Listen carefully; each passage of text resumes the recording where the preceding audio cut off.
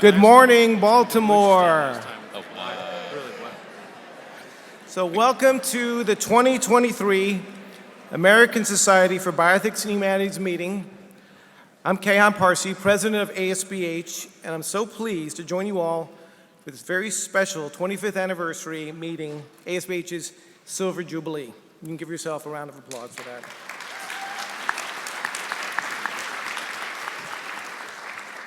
Now, in light of all the heartache and loss that we've all seen over the past week, I'm really grateful that you all are here to be part of this really, what I think of as a beautiful community. We hope that this meeting will blend a celebration of all of our favorite things about ASBH with new traditions and bright ideas.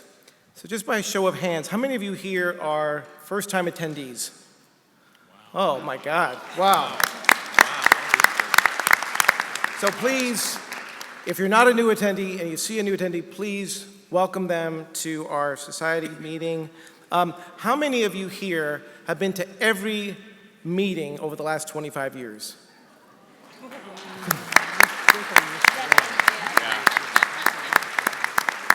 So I saw Paul Root Wolpe, David Dukas, Anna Iltis. I think it was 3 people. So excellent. Well, Baltimore is famous for a number of things. Edgar Allan Poe, The Wire, and of course, the inimitable John Waters. Thurgood Marshall was born here. Henrietta Lacks died here. This is the second time that the ASBH community has convened together here in Baltimore. We first gathered here in 2002 to celebrate ASBH's 5th annual conference. To paraphrase the pre-Socratic philosopher Heraclitus, you can't cross the same river twice. And so as we celebrate this anniversary, I invite you to consider how you and the greater ASBH community have evolved since we last visited Baltimore over 20 years ago. As you take stock of your professional career and your future goals, I encourage you to forge new connections and reconsider your place among your peers during our meeting here in Baltimore. Be yourself. I love this quote about Baltimore and my home of Chicago by Felicia Pearson of The Wire. She said, you know why I love Chicago? Because this is just like Baltimore. Like, you can't go to Baltimore and be fake. And if you come to Chicago, you can't be fake. In terms of the love and the concern, you gotta be real. Your good intentions, people want to feel that. We don't get enough of that. So let's have more of those good intentions, whether we're meeting new colleagues in concurrent sessions, joining a new affinity group, or giving feedback on a paper.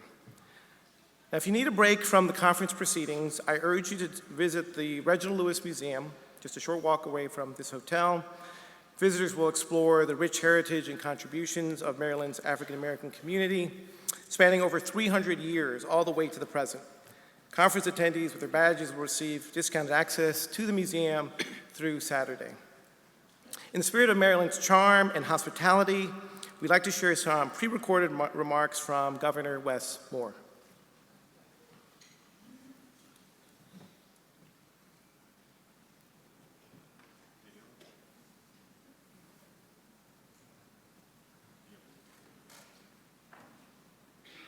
Good morning, attendees of the 2023 ASBH Annual Conference. I'm Maryland's Governor Wes Moore, and it is my privilege to welcome you to Baltimore. Now, I'm sorry I won't be able to greet you in person, but I'm thankful that you're all meeting for the 25th anniversary of the ASBH to discuss creating space for inclusive public discourse in bioethics. From framing conversations to be substantive and not just rhetorical, to coming up with ways of eliminating racism and other biases built into healthcare access. The issues that you're covering today are critically important to Baltimore, to Maryland, and to our entire country. I'd also like to congratulate Jeff Kahn and his colleagues at my alma mater, the Johns Hopkins University, at the Berman Institute of Bioethics on receiving the ASBH Cornerstone Award. Congratulations, Ms. Zaidi. I wish you all a great stay here in Charm City, and may you have a remarkably productive conference. Thanks again.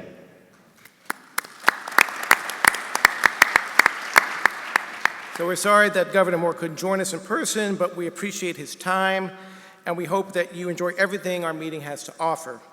There are plenty of sessions to keep you engaged. This year we received a record number of proposals, and I want to thank everyone that submitted a proposal to share their research and their ideas. This conference is built on your thoughtful, diverse presentations, and I'm excited to spend the next few days learning new methodologies, engaging in vital conversations, and connecting with old friends and colleagues, and making new ones. Now, I want to also give an additional thank you to our tireless reviewers who had to read and offer feedback on our record number of proposals. Their work ensures that we can present you with high-quality sessions led by a wide array of outstanding speakers. Just a round of applause for all of our reviewers.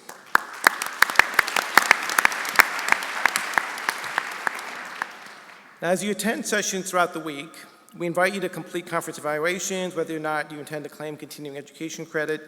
Your feedback is critical in shaping future ASBH conference programming and other educational opportunities. You can share your thoughts and find additional instructions on the ASBH website and our daily conference e-blast. As a reminder, please note that no matter how hard we try, the printed program book may not be completely aligned with reality. So if you haven't already done so, I encourage you to download the ASBH conference app. You can find instructions on how to download it and access this year's information in the program book and also on the ASBH website. The app and conference site will provide up-to-the-minute information on our daily schedule, room locations, and more. You can also add sessions to your personal itinerary, connect with our exhibitors, supporters, and learn information about the surrounding area. Our returning attendees know that networking is one of the best parts, if not the best part, of the conference experience. A quick follow-up question after a session could become an essential collaboration, and a brief conversation in the hall could turn into a new colleague and friend. Our networking hall is, as you might guess, our hub for networking and professional development. Here you can connect with peers, network with potential employers, grab breakfast, or simply take a break and play a few games of Jenga, which I didn't know that we have Jenga, but we have Jenga. So after the session, we invite you to join us for our second annual opening luncheon, generously supported by the AMA Journal of Ethics. Visit the hall for lunch and music while you mingle with new friends or take a shot on the putting green. So thank you to all of our conference supporters and exhibitors for their continued support of ASBH and the annual conference. Your generous support is greatly appreciated and helps us provide a high-quality meeting for the community. When we began preparations for the conference this year, the program committee kept returning to two ideas: learning from the past and considering how do we want to move forward as a community. So do we focus on the past 25 years, or do we start to imagine how we can shape the next quarter century? Ultimately, we recognize that it's essential to do both. We must engage the past to energize the future and create space for inclusive public discourse. In the past few years, the need to engage with the public has been ever more pressing, and now more than ever, we must use our expertise and knowledge of the past to remain grounded and honest, to move past our differences and chart a new course forward together. As we create space for critical, inclusive discourse, we hope that we can translate our findings into action in our daily practice. Of course, the first step here is to reflect on where we are and how we got here. So, to quote Robert Baker in Before Bioethics, how did, quote, "a hodgepodge alliance of humanistic clinicians and scientists with lumpen intelligentsia from law, philosophy, and theology," end quote, come to create bioethics? How did health humanists play an equally integral role in the history of our fields? We start to answer these questions with our opening plenary session, Engaging the Past to Energize the Future, 25 years of ASBH and counting. Our panelists will examine the history of our fields and how they've evolved through the past quarter century before turning to the future to propose a new way forward. Please join me in welcoming legal historian and professor Dr. Paul Lombardo, professor and humanities scholar Dr. Bernice Hausman, physician and researcher Dr. Danish Zaidi, and bioethics professor and author Dr. Keisha Ray. Dr. Andy Shuman will be moderating our panel session. Thank you all for joining us.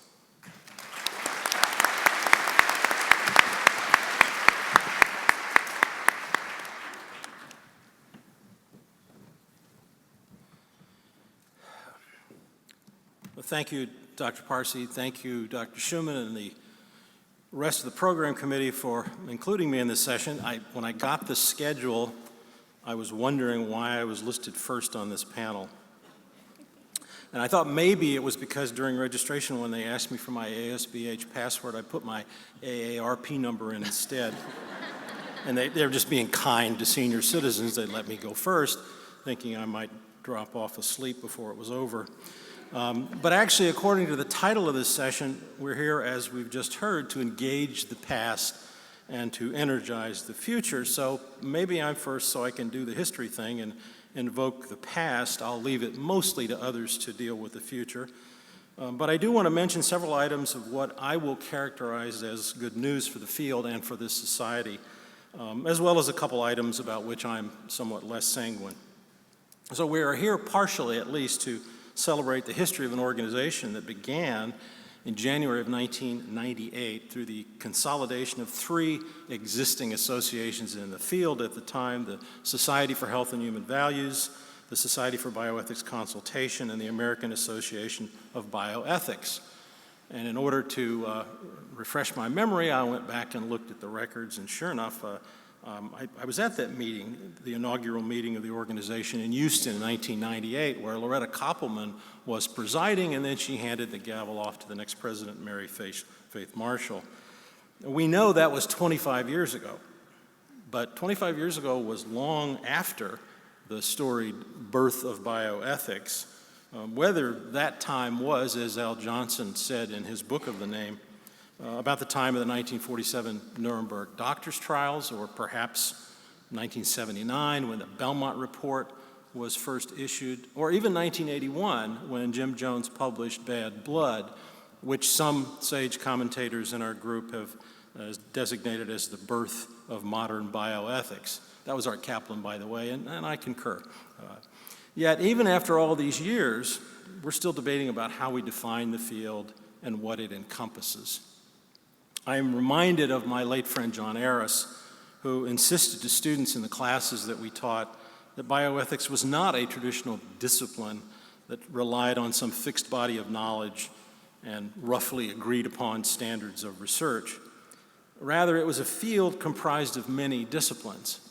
And John, as a philosopher, certainly also considered himself, as many of the rest of us do as well, as a committed member of the humanities tribe as well.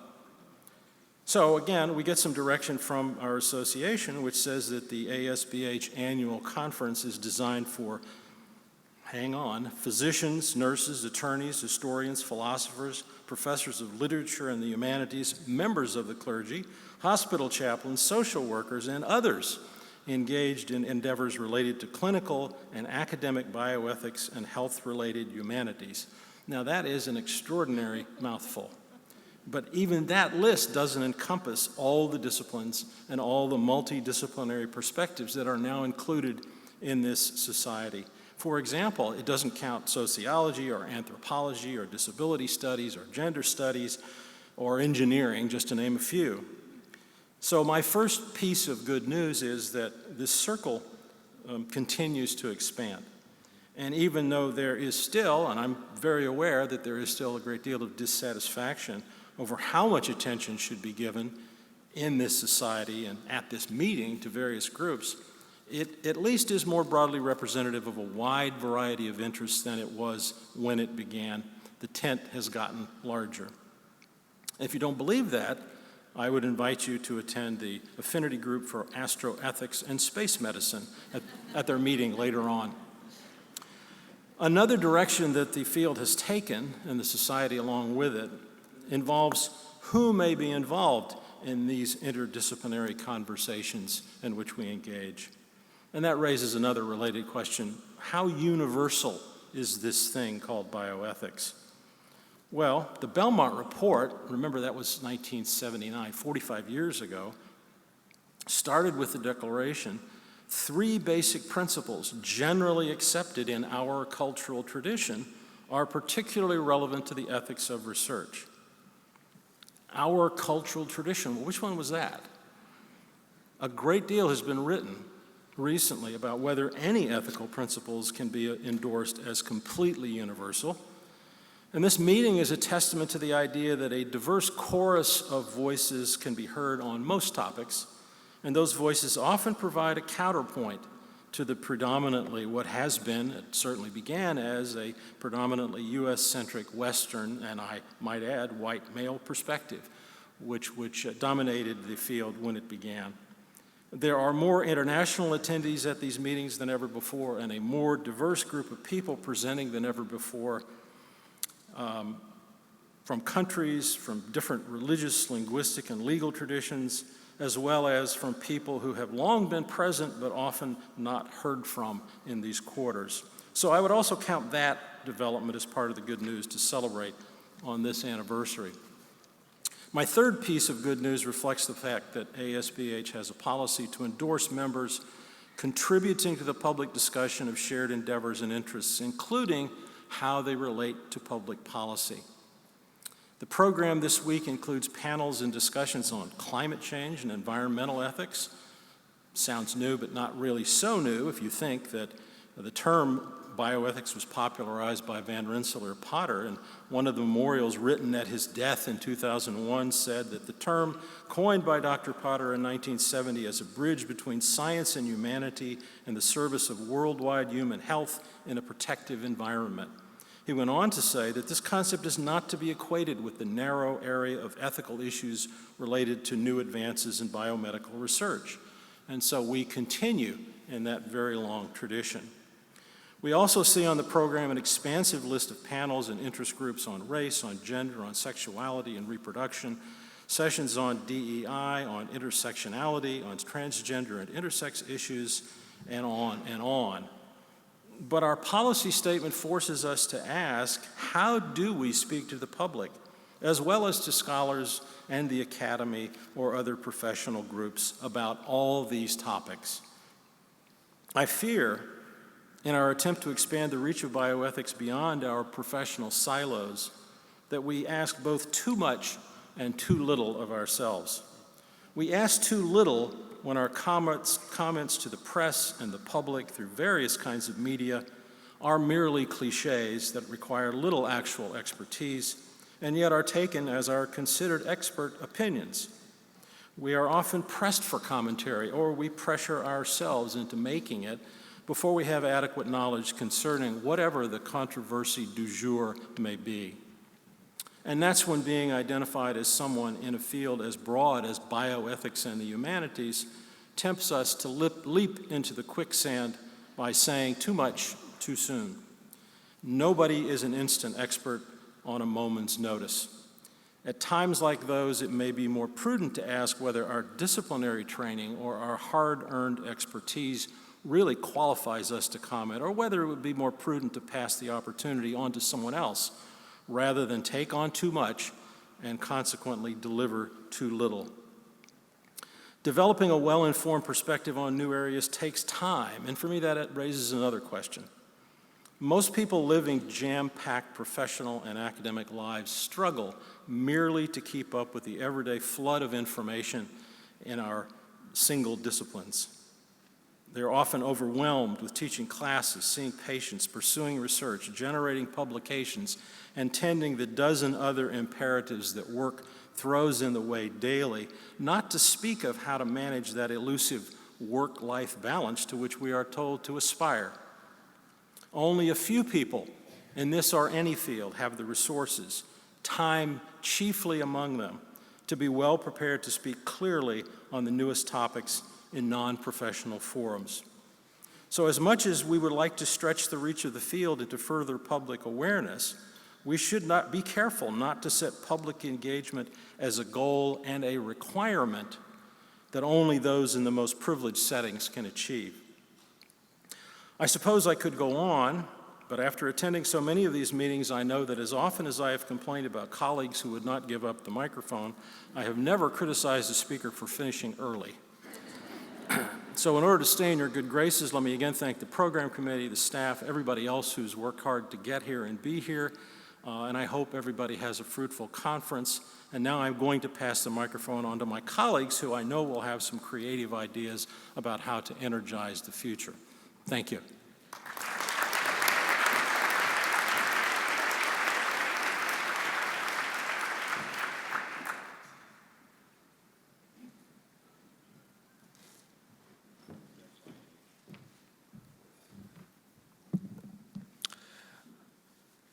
Thank you so much to Dr. Parsi, the rest of the ASBH leadership for this tremendous honor to talk to you all. I know that everybody's coming from very far away, so I hope that I have a modicum of something substantive to say to make it worth your time. And I'm particularly humbled to be amongst such esteemed folks as yourselves. So thank you again to everybody who thought of me. When I was asked to give some remarks on what I envisioned the future of bioethics could entail or should entail, I was laughing to myself because it reminded me of 2015 when I was a bioethics graduate student at Harvard, and we had just started the bioethics program at the time. And the running joke in our class was that whenever we would have a guest speaker come by, I would always finish this talk by asking them, what makes a bioethicist? And as you can imagine, it was a joke because I had a chance to ask so many great folks. The late Dan Callahan, Amy Gutman came when she had just wrapped up her work in the Presidential Commission on bioethical issues. And the consensus was that there was obviously, as Dr. Lombardo was saying, no real answer. We all can agree that you need to know the underlying theory, you need to know the philosophy and the ethics, you need to know the subject matter about which you're discussing. But there is no single example of a bioethicist. It is a multidisciplinary field. Even the bio is pretty stretched out, right? We're talking about the space, we're talking about the environment, we're talking about gender, we're talking about medicine, science, technology. And so there is no single bioethicist. So my thoughts about what the future might entail may not very well be relevant to some of you. And I think that's totally fine, and I think that's what makes our field arguably the best. But that's a biased perspective.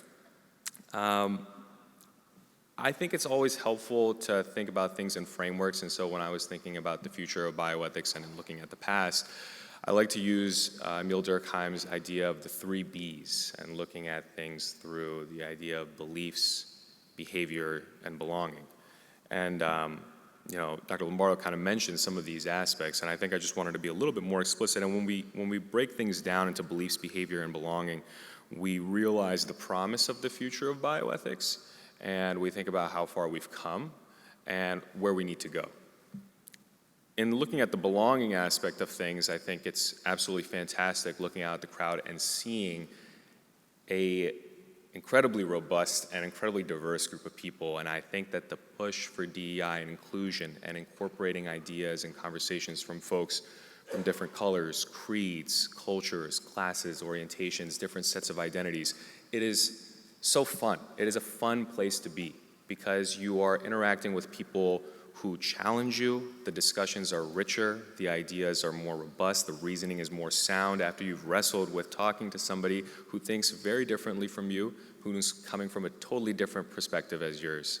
And I think the thing about bioethics that's amazing when we think about the belonging aspect is not only are we coming from different backgrounds, but we're coming with the notion that we're all trying to learn from each other's perspectives, and we all are trying to reach some sense of mutual good. So I think that not only is the belonging aspect changing in a beneficial way, I think it is continuing to, but when we move to sort of the beliefs piece, I was thinking about a 2017 conference, which was the first conference that I went to, where Stephen Miles won the ASBH Lifetime Achievement Award, and he talked about the historical tendency of bioethics to focus on, and I quote, the medical and scientifically exotic, instead of focusing on the invisible and suffering humans. And I think that we have slowly, particularly after the pandemic, have shifted the conversation away from things that focus on 1 out of 100 patients to things that are focusing on 90 out of 100 patients. And I think that helps to make our field relevant.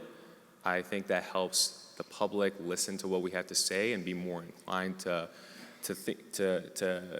benefiting from our expertise. And so I think this idea of not just focusing on principles, but now engaging different ideas and frameworks like social justice, racial justice, egalitarianism, I think this is all a beneficial change and something that I hope that we continue to direct toward in looking at issues that are affecting people broadly and not just sort of these small theoretical issues, which still have a lot of merit and which require a lot of effort to think through, and I think they're good thought experiments, but I think the focus on population health is a fantastic shift, and I hope that it's a shift that we continue to move toward. One interesting segue kind of in the beliefs aspect is also kind of looking at the IHI's triple aim from a medical standpoint. We're oftentimes thinking about doing giving the best care to the most number of people with the lowest costs. And recently there's been a shift in the beliefs of that as well to now focusing on the folks who are actually providing that care as well. When you look at American institutions across the board, you see a lot of unionization among residents, among graduate trainees. You see nurses going on strike. And there's very real trauma that a lot of healthcare providers have gone through over the past few years in the pandemic. And I think it's really interesting to kind of notice and hopefully focus on the shift to not only thinking about the people that we are trying to give care to, but also the people who are giving care. How can the folks who are on this side of the aisle be more reflective of the diverse communities that we're trying to help? So all in all, belonging, I think we're doing a good job. Beliefs, I think we are doing a good job. And this is a biased perspective. I'm sure that there is valid criticisms to be made. But what I am most interested in is where are our behaviors directed?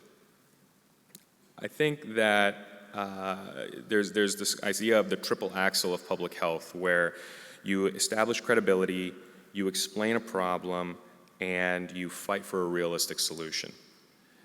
I think ASBH and bioethicists as a whole have done a decent job of establishing credibility and of explaining problems to folks, though they can certainly do a better job, and I'm sure we'll hear about that more. But I think the last piece, fighting for a realistic solution, is something that we are lacking. And when I say we, I mean physicians as well. From my other hat, I think that we are woefully unprepared in addressing the social determinants of health. And I think bioethicists also have work to do in order to impact policy and legislation through tangible means. We've had theoretical ethics, and then theoretical ethics shifted to practical ethics, and I think we still need to take that last jump to applied ethics. And what that looks like will be the most interesting thing, I think, in the next few years. How do we train ethics students to learn how to engage legislation, engage policymakers, engage the media, engage people? I think that is more important these days than trying to publish an article in a journal that many folks might not read. I think we need to think about how tenure is granted to individuals and how perhaps institutions should give more credibility to work that you are doing in the community through than it is to the inches of publications that you have. I think we need to carve out funding for not only scholarship, but also for advocacy work. And what that looks like will be different for different people, which is okay. But I think not having the vocabulary to talk about politics and to talk about policy and to not engage in discussions on a public level is a shortcoming of our organization sometimes, and also bioethics sometimes, and bioethicists as a group. So I'm very hopeful that particularly after the pandemic, we've seen this happening in time, and obviously the pandemic has shown us the vast gulf between individuals and communities based off of their circumstances, but it's also shown us the promise of social safety nets of government just not too far away from here in Baltimore at the Lord Baltimore Hotel. There was a triage, isolation, and respite center that they opened up for folks who were dealing with housing insecurity, where they were able to get people off the street, get them a hotel room, keep them clean, keep them isolated. This was work that was done by people much like ourselves. It was clinicians, it was ethicists, it was policymakers, it was community members, and that is the kind of stuff that I hope that we can advocate for and that I hope we can see in the future. Ultimately, I think there was a 20th century Harvard Business School professor, I don't remember his name offhand, but he said, ideas are useless unless they are used. They are measured based off of their implementation. I don't know if I wholly agree with that because I think ideas still have some salience and still have kernels of hope and they can inspire change. But I do think implementation of bioethics is going to be a very critical piece for our future and to keep our work relevant and to keep our work impactful. So it's so exciting to be around everyone, and it's always a treat whenever ASBH rolls around. I'm glad that last year happened. I really missed everybody for the last 2 years before that, so I'm hopeful that we can keep the momentum going, and seeing familiar faces is amazing. Thank you again for thinking of me. I'm looking forward to hearing everything else.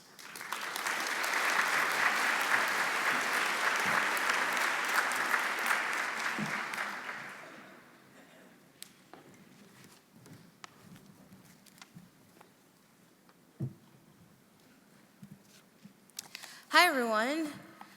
Thank you. I really appreciate this invitation to speak to you all.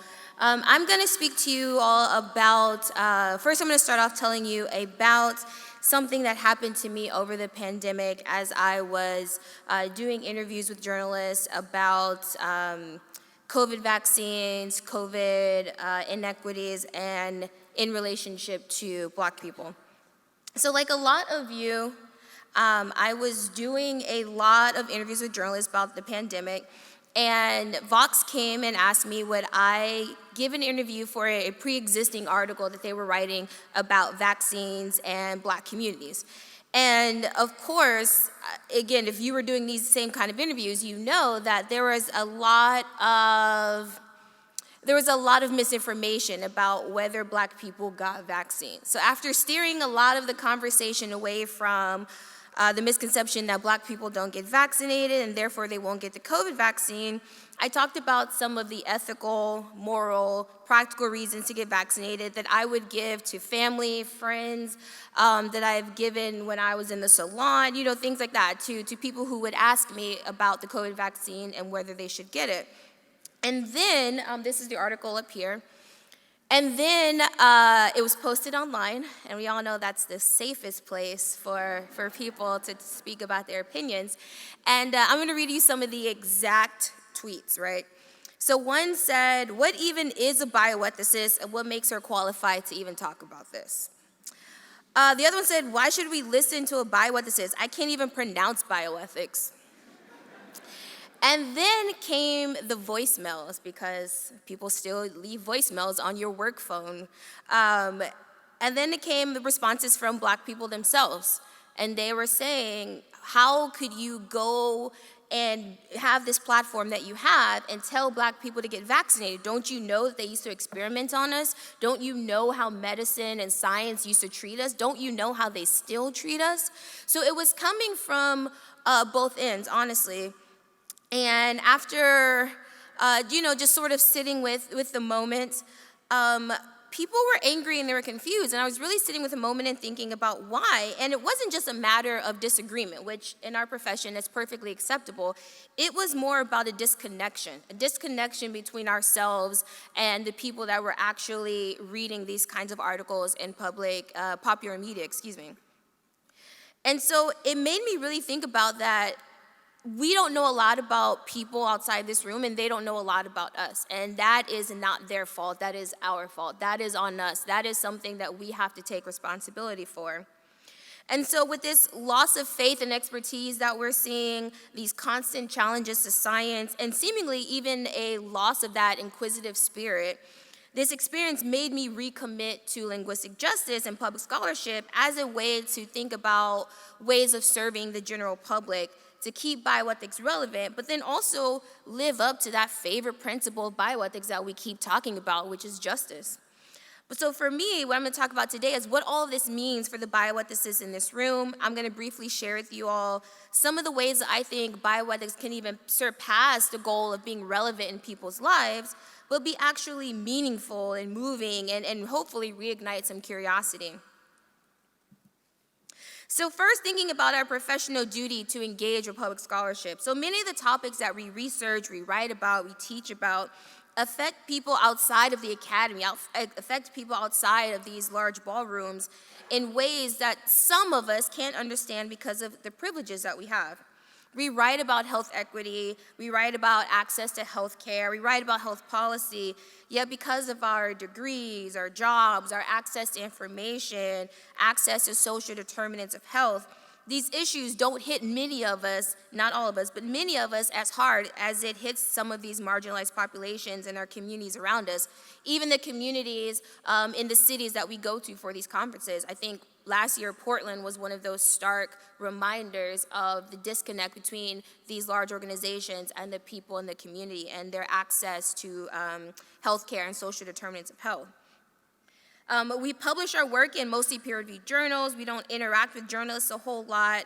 We don't do these local things like local TV, local radio shows. And so what happens is we end up talking to each other.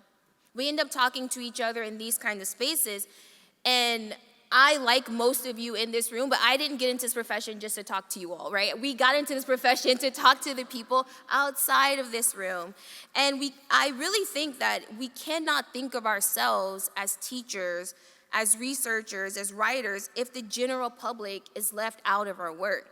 We have to talk to people beyond these ASBH walls. Next, I want to talk to you a little bit about linguistic justice. And so to me, linguistic justice is about questioning who has access to our work based on how we write. Can we write for the general public?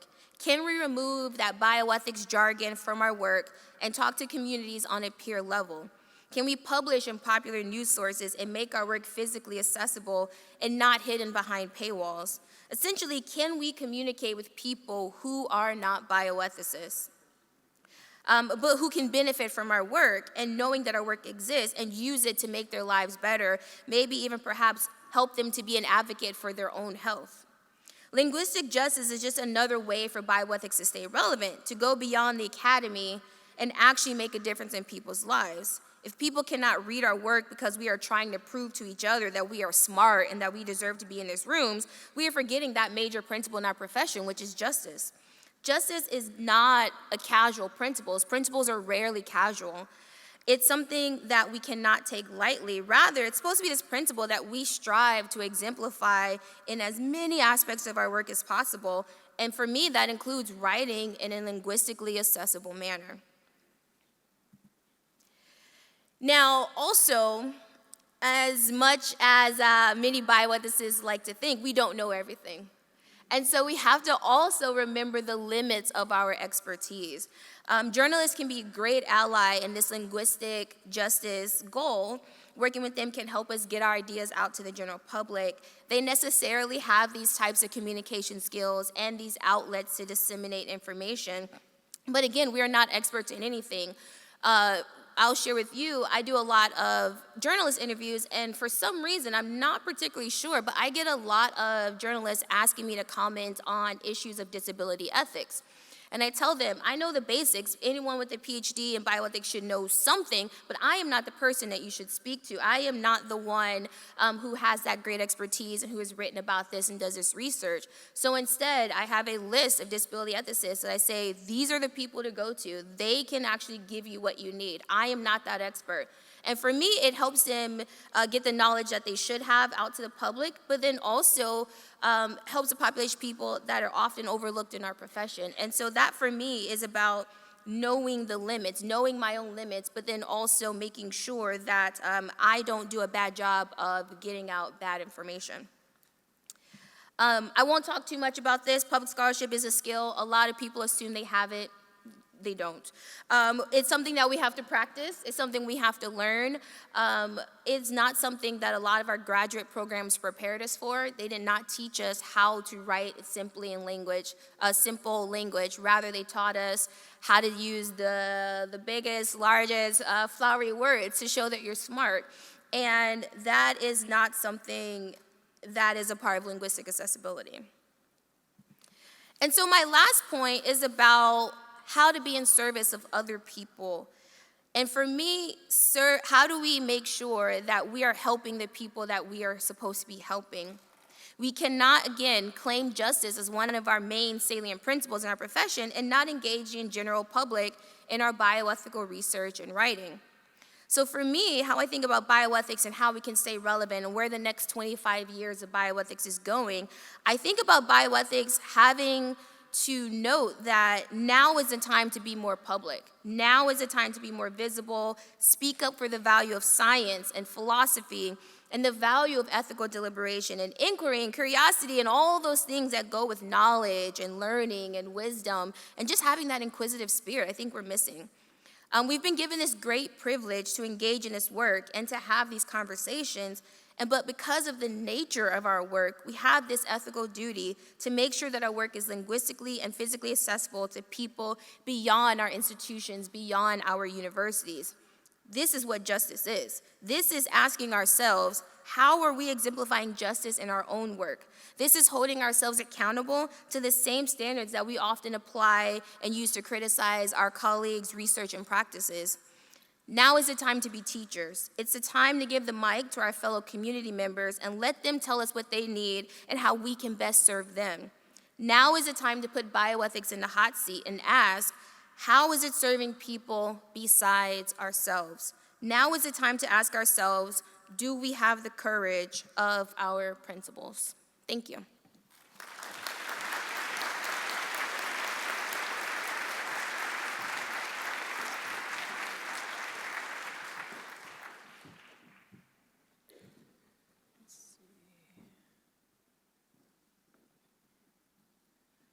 Okay. Last but not least, I hope. So I want to offer remarks from my perspective as a humanities department chair in academic medicine. As a department chair, much of my focus is on administrative matters, funding, faculty lines, effort allocation, promotion and tenure, interpersonal conflict, but I won't talk about that. These administrative matters make possible the things that matter to us. Without attention to these, we miss an opportunity to consider how institutions make possible what we do and how addressing institutional contexts is crucial to the future of health humanities. Being in the role of department chair of the humanities department at Penn State College of Medicine offers one a unique vantage point from which to engage the past to energize the future. We have our own hagiographic lore of the beginnings of our institution, the storied phone call that started it all, the iconic founding dean who led the building of a medical center in a cornfield, and the first humanities department in a college of medicine in the United States. And yes, there is a plaque outside the institution dedicated to my department. This illustrious history obscures present-day challenges. Penn State College of Medicine is enormously proud of its status as the school with the first departments of humanities and family and community medicine, and family and community medicine has its own plaque. And yet, when I came to the institution as its 5th chair in 2018, I found it an odd combination. An institution with consistent central support, a departmental structure, institutional recognition, and a strong identity that values the humanities. And yet, among the faculty, a lack of confidence that these structures and dispositions are sufficient, that others value our contributions, and that we are here to stay. If this scenario could be true at Penn State, where humanities has an illustrious and engaged 50-plus year history, what's it like for others committed to health humanities in academic medicine and health professions education who are at institutions that lack these attributes? When I came to Penn State, I needed help with the transition to academic medicine. That's sort of an understatement. My immediate cohort is comprised of chairs of basic science departments. So humanities is a basic science department at Penn State. So these chairs were very helpful, but their faculty roles are so different that it often feels like we are speaking different languages. Departments in humanities disciplines on other Penn State campuses did not understand the College of Medicine context. What I needed was information from people leading health humanities programs, centers, or departments in academic medicine. So I started a group which is called Humanities and Arts in Health Professions Education, currently a subcommittee of the Health Humanities Consortium. We're focused on sharing practical guidance for administrative responsibilities and institutional support, the nuts and bolts issues of creating and sustaining programs, hiring and retaining faculty, managing funding expectations, working with budgets. One area that sorely needs work is rank and promotion guidance for humanities faculty in health professions education. Guidance documents from the ASBH in 2009 and the Association of Bioethics Program Directors in 2008 both provide valuable translations of bioethics and humanities professional accomplishments into academic medicine, but neither really addresses the varied roles that health humanities faculty play at their institutions, the changing tenure landscape of academic medicine, the growth of health humanities programs in health professions education more generally, and how to assess health humanities scholar teachers who may have very little institutional support for what they contribute to the institution, including no formal role. We aim to update these foundational documents by focusing on what faculty are doing and what role they play in the institution.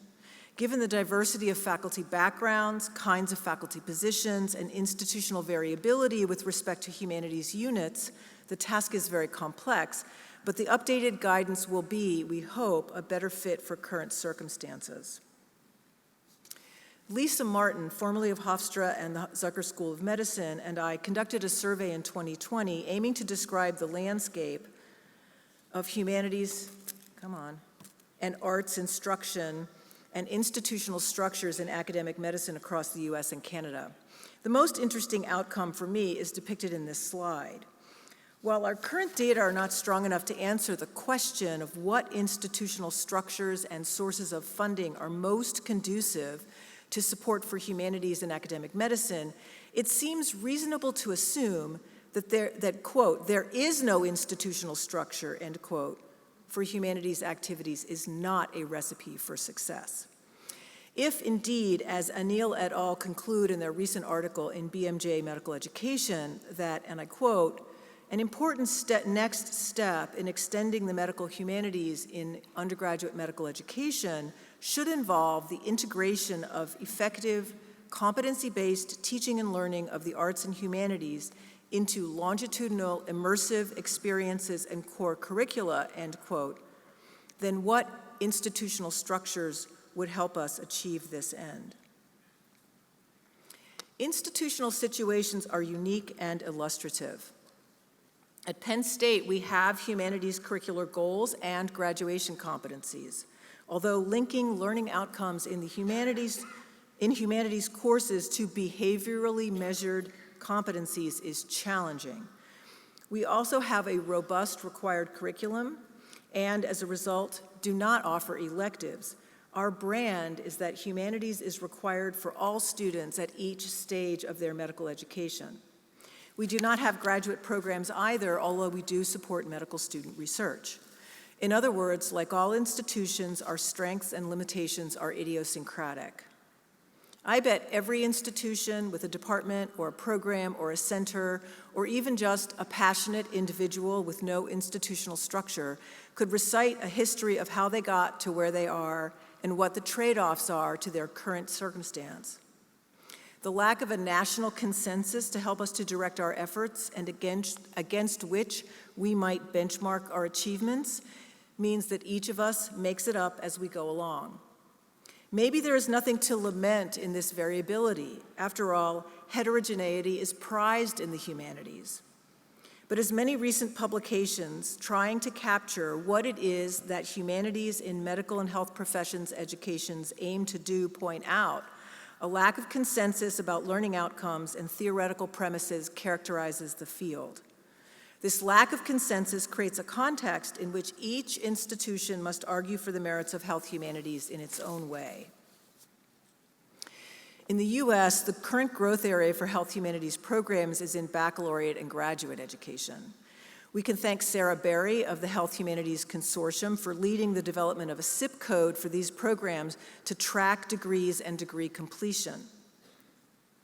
And if you want to know more about the SIP code and what it is, please Google it, because I had to drop that for time. So I experienced the strength of health humanities baccalaureate programs myself at Virginia Tech, where I directed a medicine and society minor for 8 years.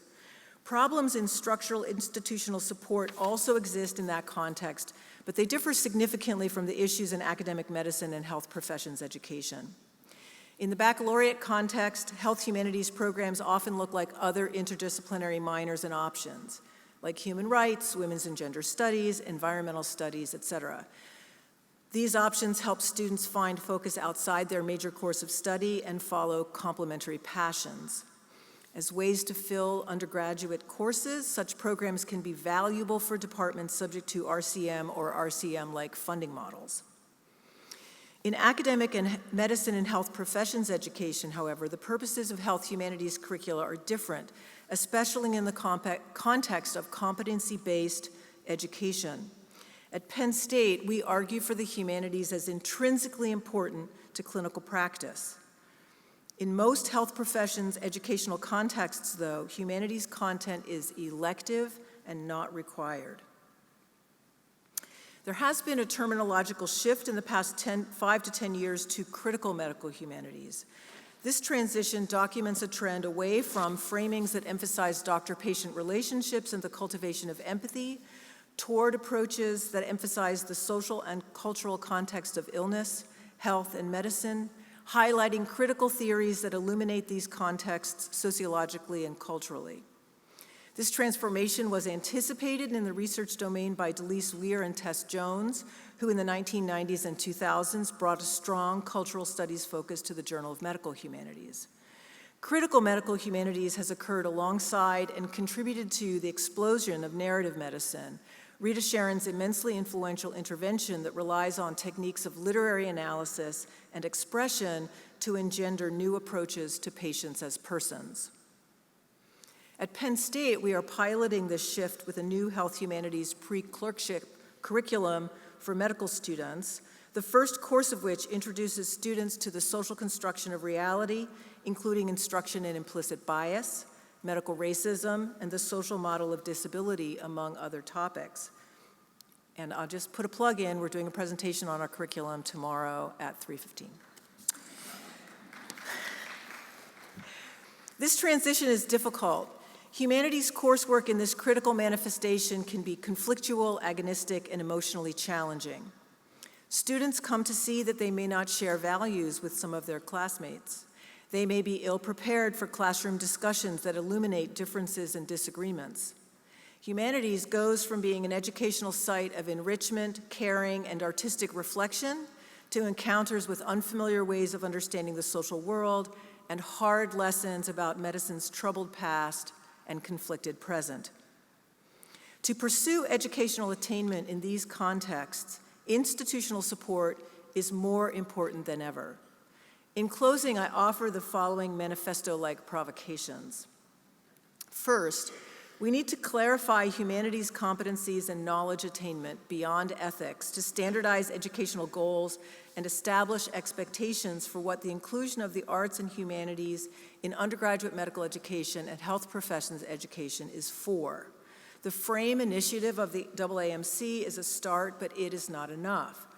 As Carr et al. State in a 2021 scoping review, a set of clearly stated generic capabilities or outcomes from learning in the health humanities could be a helpful next step for benchmarking, clarification, and comparison of evaluation strategies. 2, ASBH should investigate and make recommendations about how to support best practices in humanities and academic medicine and health professions education and scholarship, paying special attention to sustainable institutional structures and funding, faculty hiring practices, and career paths for health humanists. 3, above all, we need to elevate the professional roles and activities of health humanities scholars and educators who are participating in efforts that are intrinsic to medical education and humanistic practice. Part of this process will be to identify and address factors that have diminished the participation of arts and humanities scholars at ASBH conferences and find ways to reinvigorate their return.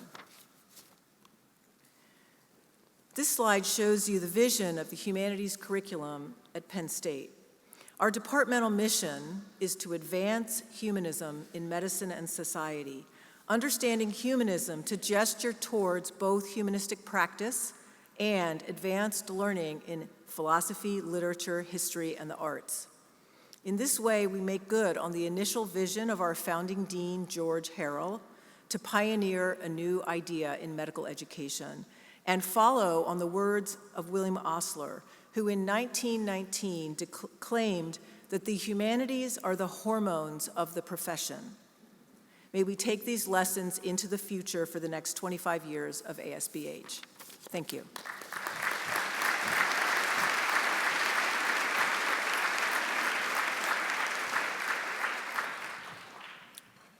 Thank you for four really fantastic presentations that are visionary, looking both backward as well as forward. I'll take moderator's privilege to ask the first question or two.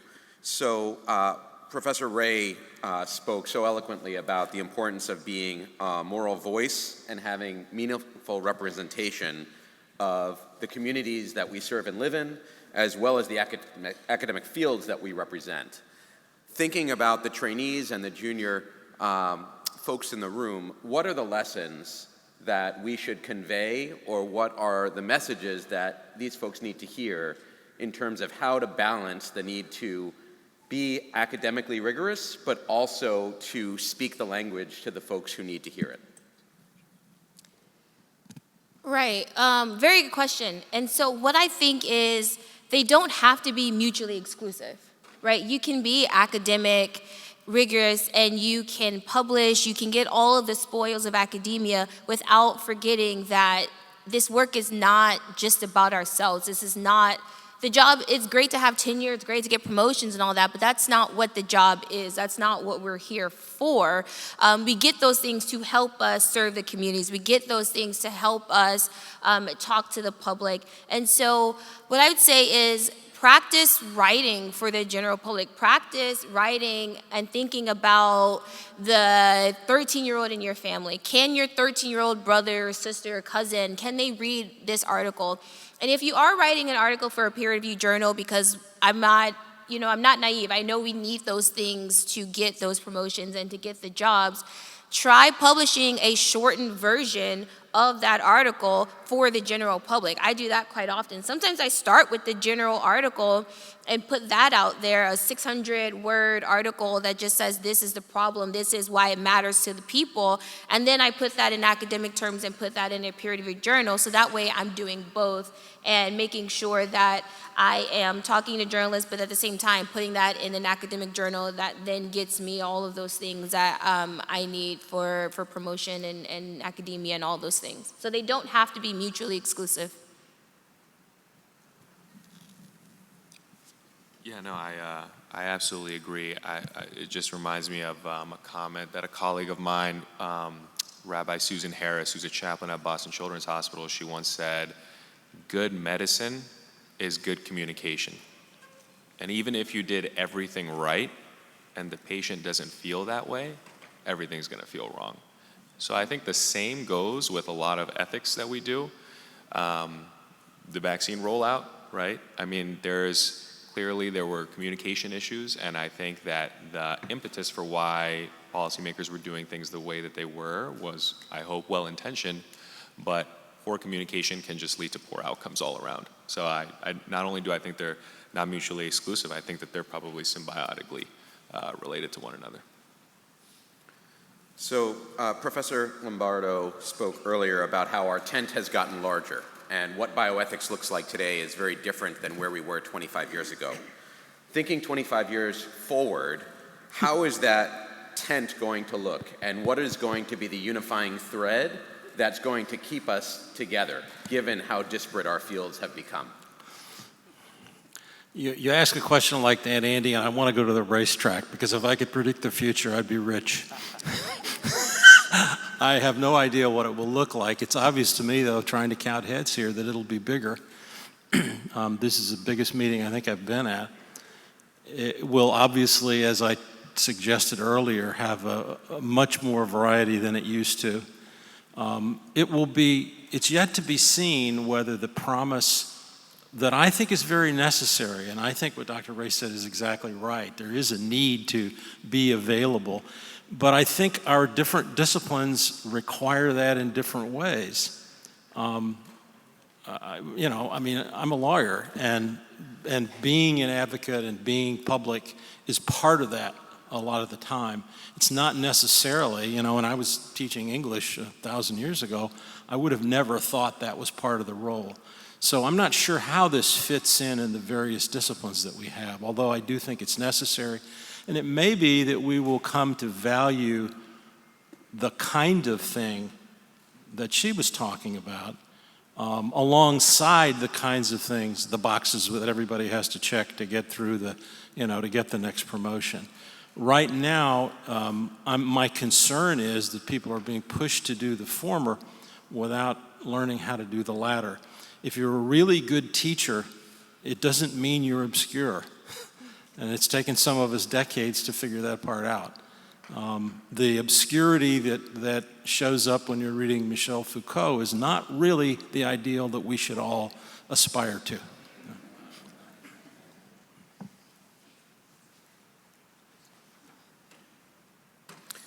So another theme that came through pretty loud and clear is that we need to support aspects of what we do that are not historically as well supported. And certainly among those are health humanities, broadly speaking, and another is advocacy work outside of what is considered traditional academia. Professor Hausman, gave us a manifesto for how to do so, at least in the health humanities world. But what do we need to do as a field in order to convince powers that be them academicians or universities or the public, to pay for and support this critical work?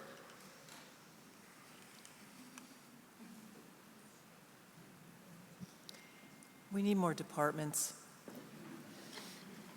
I mean, you know, really, we need more institutional structures that are centrally funded and secure so that people can just do their work rather than worrying about where their salaries are going to come from or if people are going to understand what their effort means.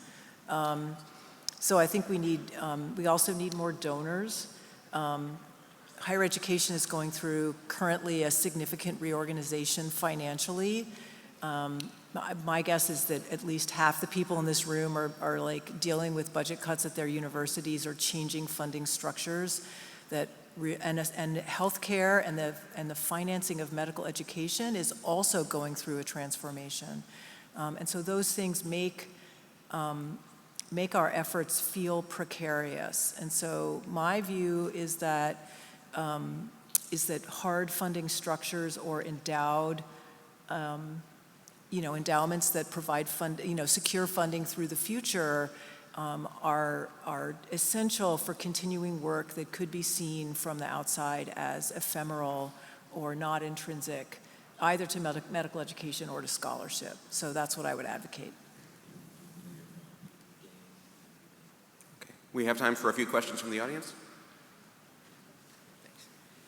Hi, thank you for the panel. Dr. A, this question is for you, although any of the panelists can answer it.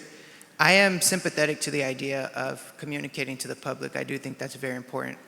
I'm wondering how we can protect ourselves and our family, though, when you're communicating to the public, especially when you write on things like I write on race and racism. Large swaths of America don't like that. And, you know, I realize that some courage needs to come into play. I'm fine if you want to attack me. It becomes a problem when you want to attack my family, though. And so there is a little bit of a concern with, you know, how we navigate communicating with the public when the public can be so hostile to some of our scholarship. Absolutely, yes. As someone that writes about racism in healthcare and racism among physicians, and just general structural racism in America and how that affects Black people's health, and as someone who's also very vocal online, I completely understand that question because it's something that I have to think about myself. It's not, you know, we know that there are certain people who are who get more online attacks than other people, right? There's certain qualities, certain demographics, right? Certain marginalized populations who have to deal with it a little bit more, but also the people who tend to study the topics that get the hate and the threats and that kind of stuff are usually people that are a part of the populations that they study, so that's that extra burden, right? You're a Black person studying Black health, you're a transgender person studying transgender health, right? It's it's this sort of double whammy, right? Like you want to do the work, you think it's important, but at the same time, you're leaving yourself open and vulnerable to these attacks. And then it's even worse when it's families, right? You can, you know, we're still real people, right? We still want to protect our families. We still get angry at those kinds of things. And so for me, what I found is I try to be vocal and do the work, but also, one, making sure that I have institutional support. Whenever I've done a job interview or anything, that was one of the questions is, so you know the kind of work I do, what can you offer me in terms of support and security, right? If I need to, like when I was giving the talk about that article, I had to contact the police on my campus to talk about the threats that were being left on my work phone number. My faculty and director were super helpful in that. And so I found that you have to sort of do the work that you feel you should be doing, but at the same time, find ways to safeguard yourself online, whether that be making your things private. It doesn't reach as many people, but also I'm gonna think about myself and my safety first, right? As much as I wanna do this work, I can't do the work if I'm feeling threatened with violence and feel like I can't go into the office or my home and that kind of thing. I also try to be very private with my locations, that kind of thing too. Posting afterwards, and these are things you shouldn't have to think about. If I was recently at Disney World with family, right? I shouldn't have to think about, oh, I can't post them at Disney World because something could happen. I have to do it when I'm already gone. But I try to remember those little security things for myself, not posting family members' schools or locations or that kind of thing. Again, these days, lots of private information gets out, so I'm not naive to that as well. But I try to do the best that I can with online safety and balancing that with the work that I want to do. And honestly, sometimes there's certain platforms for it, right? So if I'm publishing, say, like Hastings Forum, and I say, I'm putting this out there, but I need you to close off the comments. That's just not something that I can take at this moment. Having those institutions that say, yes, we will do that for you. We normally don't, but we will for this because we understand it. So it's also working with institutions that understand the sensitivity of our work and how that can harm us. Same way when I'm talking to journalists. I say, you know this topic, we got to make sure that I'm secure and that I'm safeguarded if I'm going to talk to you about this topic. So asking those questions up front can help a little bit too. But again, I don't have the answers. I know that that's not a satisfactory answer because it's difficult.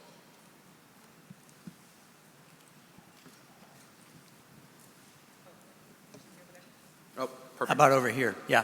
I raised this question. I think it's extremely important. The news of the last week has been horrifying, and it seems to me that ethicists such as ourselves have an obligation to take a stand on the harm that's coming to vulnerable populations in the Middle East and elsewhere, but particularly the Middle East right now. So I want to know if the ASBH intends to make a policy statement or a position statement on the harm that is happening every day to the innocent and vulnerable populations in the Middle East. If not, why not, I would say. If not, why not? Right, I would say I don't think that we are in that position to answer that question.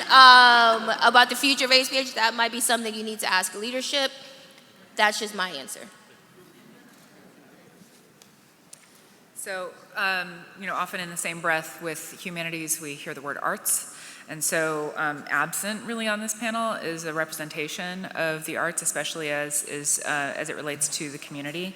So I think that we need to have, we need to engage in conversation about collaboration and dialogue with communities through community-based art. We need to talk more about listening to communities about their needs and respecting cultures and values that are expressed through the arts and the ethics of things like social prescribing in the arts.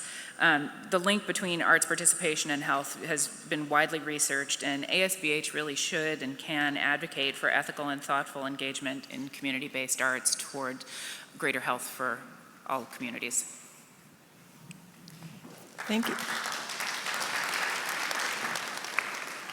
Catherine, thank you so much for that comment. You know, one of the interesting things that I'll admit to here is that when I came into my department, I have both an academic faculty and I also have arts programming staff. And this is actually relatively common when you have a unit at an academic medicine. But as a department chair whose background is entirely academic, actually sort of managing these two different sort of like units in the department has been a real challenge to me. We have at Penn State an exceptionally, a nationally known arts programming at the hospital and for the college. And so I think that one of the things that I would add in addition to what you are recommending is that we actually need more professional development for leaders in how to sort of manage units that don't have all the same kinds of people in them, right? And how to really incorporate meaningfully the arts, not just in our programming, but how to do that administratively for leaders whose experience is not necessarily in that domain. And so I appreciate that comment quite a bit. Thank you so much. I believe we are at time. I want to invite everyone to the opening luncheon, which will be just downstairs. And I wish you all a fruitful and productive conference. Thank you so much.